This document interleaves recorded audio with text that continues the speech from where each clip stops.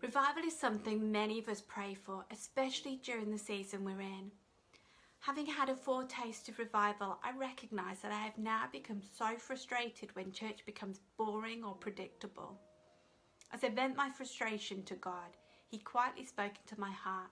He said, "I'm always moving like the wind. Sometimes I'm like a gentle breeze and sometimes a hurricane. But just as the wind is always moving, so am I."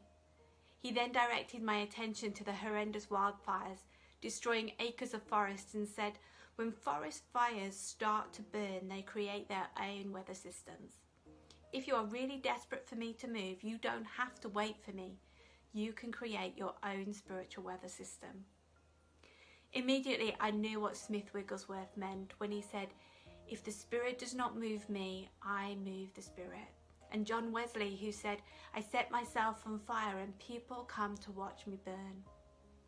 Sometimes I wonder, when we're waiting on God to move through our worship, perhaps He's actually waiting for us to be empty of ourselves and consumed with Him. So when He ignites us, we are like lighter fluid that will spark a fire of revival invading our nation like never before. It provokes the following questions in me. How full of God am I? Does He consume every part of my life? Does He invade my every thought?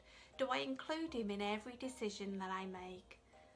How much of my time is taken up in prayer, listening to His voice, reading His word?